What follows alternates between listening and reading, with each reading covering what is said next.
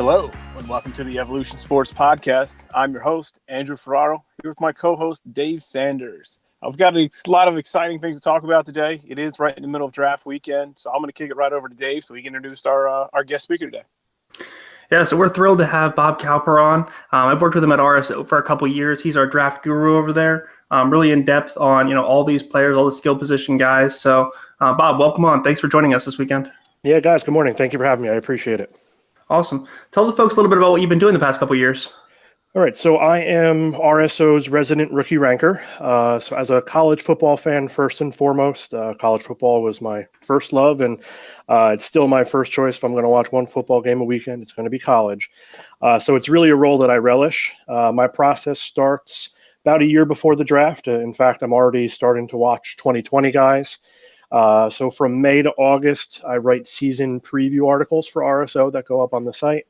And then I transition in September to season preview, weekly preview and update articles. It's a great way to keep fresh content churning on the website. And it's also a great way for me to inform my ranking. So at the end of the season, I have a broad base of players that I've watched and studied. So that way I'm not going into these rankings blind. So it's a year-long process, and I'm kind of at the culmination of that this weekend with the NFL draft finishing up. So it's fun to see where I went wrong, where I went right.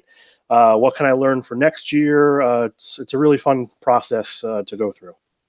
Yeah, that's awesome. I know, from my perspective, it's so valuable for a fantasy perspective to have that information a year in advance. I think people even outside of the fantasy industry would find it valuable just to get these names on your radar way ahead of time. And one guy you were higher on than most, and you kind of saw some of this coming, was Daniel Jones. So can you tell us a little bit about what you saw in Daniel Jones last year? I think you mentioned that he might be a first-round pick in 2019, and that definitely came to fruition with the Giants taking him at 6. Yeah, so Daniel Jones was somebody I first spotlighted, whatever that past tense is there, in December of 2017. So I was writing about Daniel Jones for bowl game previews that winter, and he just stuck out. His prototypical size, his stats weren't great. He's not, still not a very accurate passer. But there aren't too many guys who are built like him with his athletic profile. So I told my RSO readers to keep an eye on him. I followed my own advice. And when I did my ACC preview in August of 2018, I wrote down that, he was on my short list for my QB1 spot. And when I did the first season update in week 2 of 2018, that's where I first really started to write down that he could be a first-round selection. And then by the time we got to April, fast forward through the season and into the draft process, just about a month or so ago in one of my articles, I wrote down that Jones was going to be the player that is drafted higher than everybody's expecting. And at that point, I had said I thought he was going to be a top 12 pick. So it was even higher than that.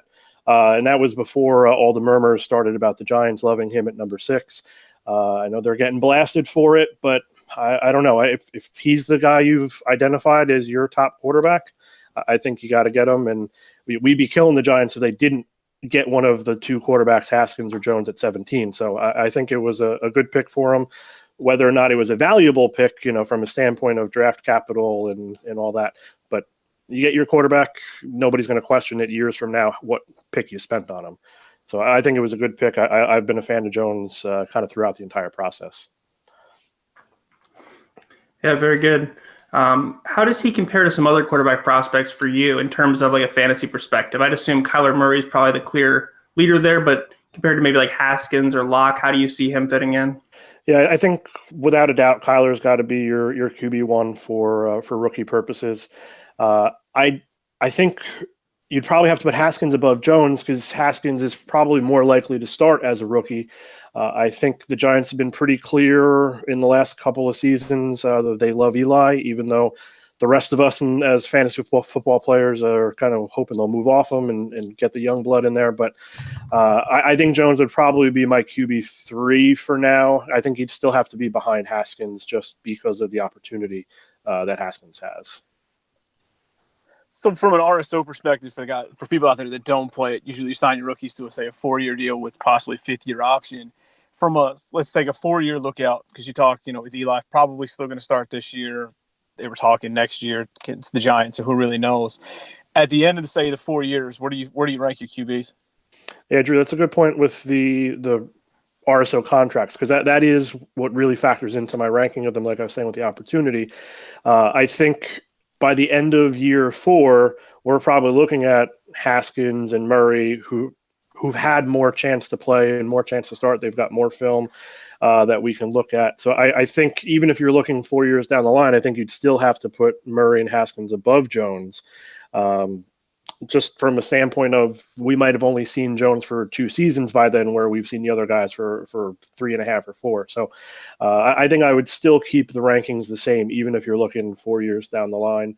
But that 5th-year option that you mentioned is always a good thing in RSO drafts. If you like one of the quarterbacks, maybe grab them at, the last pick of the first round. So that way you do have that 5th-year option and can kind of keep them on a relatively cheap contract if one of them does blow up and does hit it big.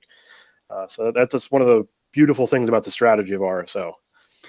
And for those who haven't played Reality Sports Online, it really is like Dynasty football with more of a real-life lens on it. So instead of the Dynasty leagues where you keep players, for eternity, with RSO, you're signing them to contracts, you're signing them to rookie deals after drafting them.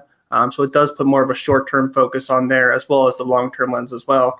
I know one guy I was really excited about drafting in my Superflex leagues was Will Greer, and now I think in RSO he's almost undraftable, given that he's behind Cam Newton for a couple of years, at least. I guess jumping into the tight ends, there's a big debate, I guess, between the 2 Iowa tight ends, Hawkinson and Fant. Both went really high in the first round. Hockenson 8 to the Lions. I think Fant went 14 to Denver. I guess, what are your thoughts on the 2 of them? Yeah, so Fant and Hawkinson's a great debate. It was before the draft, and now we've got even more fodder for the debate. I think it's a good conversation regarding landing spot versus draft capital. So Hockenson obviously was a little bit of a higher pick. So I think the knee-jerk reaction by some fantasy football players would be to put Hockenson as their tight end 1 as far as rookie drafts go.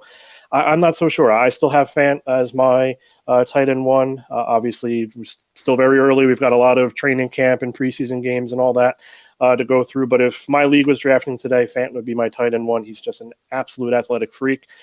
He was 90th percentile or higher in the 40, the vert, the broad, 3-cone. Not to say Hawkinson's not a good athlete. He is too. He was in like the 75 and 80th percentile in a lot of those categories. But Fant is just a little bit different. He's more of probably a slot receiver more so than a tight end. He's not a great blocker. He's willing and energetic, but I don't know if I would trust him if I was his quarterback. But Joe Flacco loves tight ends too. I looked up a quick stat before we got on the air. In 2017, which was Flacco's last full season as the quarterback for the Ravens, he threw 104 passes to tight ends, or I should say the receptions to tight ends. Stafford in 2017, that's Hawkinson's quarterback now, was just 73. So it was more than 30 more to tight ends from Flacco. And Stafford's best tight end in that season, Ebron, left. And we know last year he went on to great success with Indy and Andrew Luck. So if I'm looking at the 2 and kind of all else being equal, I'm taking Fant, even though he was drafted later.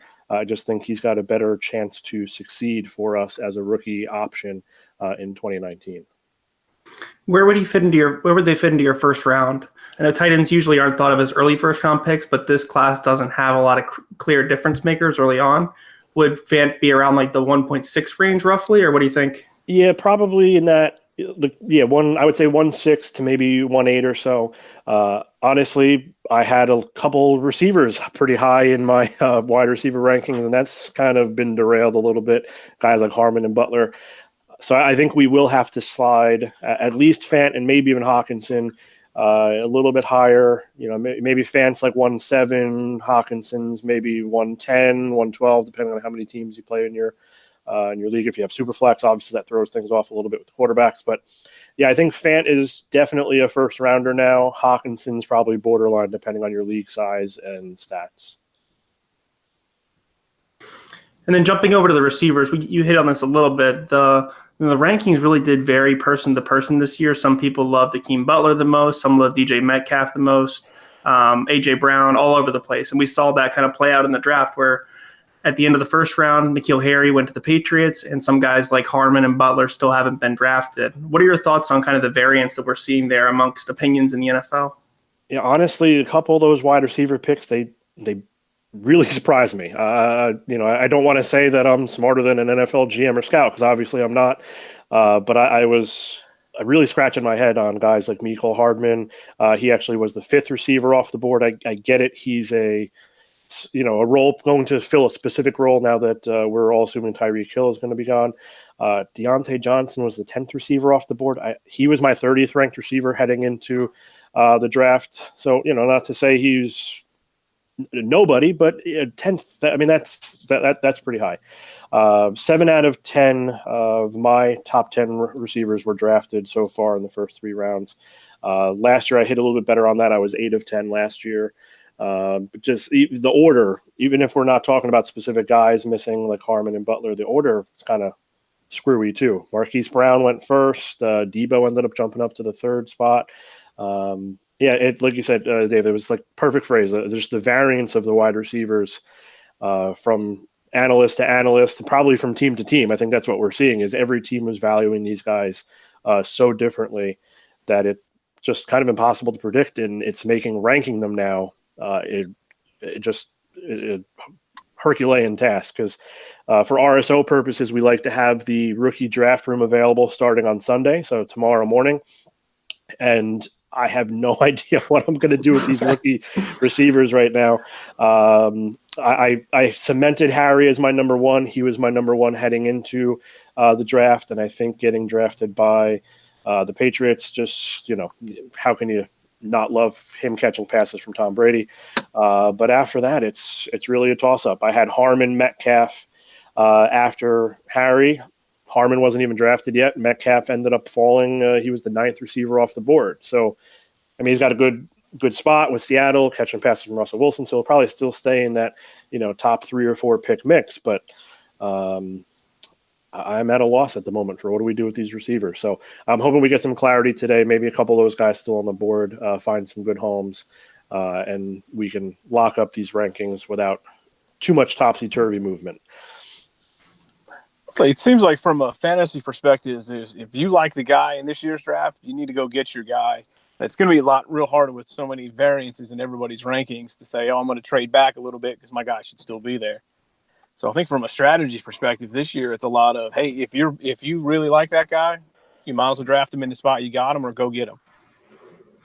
Yeah, it feels like teams haven't been just waiting and seeing who falls. Yeah, I think I forget the number of trades there were in the 3rd round, but I remember them saying on the broadcast last night that it was a record-setting number. So, yeah, Drew, you're right. Teams are definitely going up to get their guy rather than waiting on them. So we're coming up on day 3 here. Is there anything you're looking at in particular for day 3? Any of your sleepers that you think we should keep an eye on coming up soon? Yeah, sure. There are still a couple guys who I'm banging the drum for. I've mentioned his name a couple times. Kelvin Harmon, receiver from NC State. I watched him a couple times this season. I thought he was a nuanced route runner. He wins in the air. He's got good play strength, good body control. He didn't test well, which is probably the biggest reason he's falling down draft boards. But I wasn't liking him for his speed and his quickness and agility. It was more of what he does as an outside receiver. I think he could step in and still, even though he's not going to be drafted in the 4th rounder. So I think he has the potential to be a starter early in his career as an outside receiver. So I'm still looking for him to come off the board. One of the running backs that I liked, it's a name people be familiar with because he went to Ohio State, is Mike Weber. Thought he was just a good, well-rounded back. He ran surprisingly at the combine. He ran a 4.47, which I really did not expect because he runs with more of a lower-the-shoulder power playing style. He's a pretty good pass blocker early in his career before he lost his starting job to J.K. Dobbins. He ended up just playing situationally and in mop-up roles the last 2 years. So he didn't really get that chance to star as the 3-down back, but I think he has that potential. And I do have a couple real small school guys, if I can throw out there to you. Sure. It's looking likely these guys might not even get drafted. Maybe they're priority free agents. But guys that I saw that I liked, and I'd love to see them get an opportunity.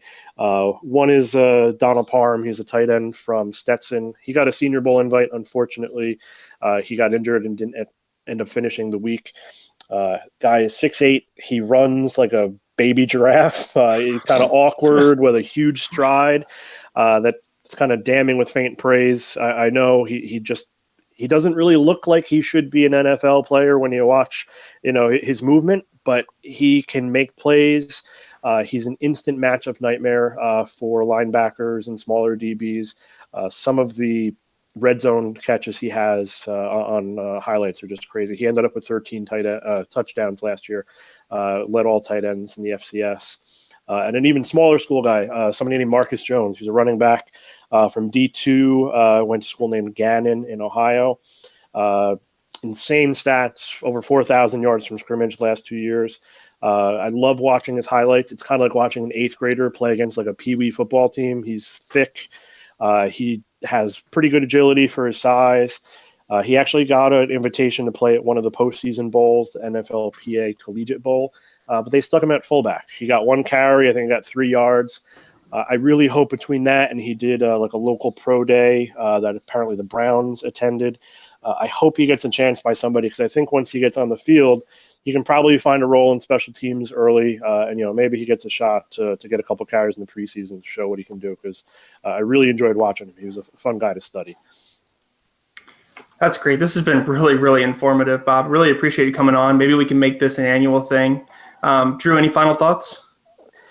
No, I think it's been quite an interesting first 2 days of the draft. Now I see you're into day 3. Like I said, Bob, we cannot thank you enough for coming on. I know this is quite busy time for you with trying to get everything done before RSO, watch the draft, and I'm sure you were being pulled in many directions. So we can't thank you enough for coming on. Of course. Yeah, I'm happy to do it. We still got 40 minutes before round 4 kicks off, so I can get back to my rankings a little bit and keep praying that Kelvin Harmon goes at the top of the 4th round. So I appreciate the time, guys. And for all the listeners out there, if you don't mind checking me out on Twitter, my Twitter handle is Robert F. Cowper. That's Cowper.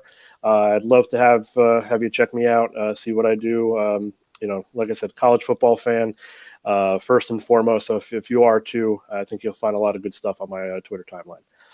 Yeah, everyone should definitely check out Bob's work, especially not just draft time. Like he mentioned, he does stuff all off season, all during the college football season. It's a great way to get yourself prepared and actually have more to watch on Saturdays too. So thanks again, Bob. We'll catch you guys next week.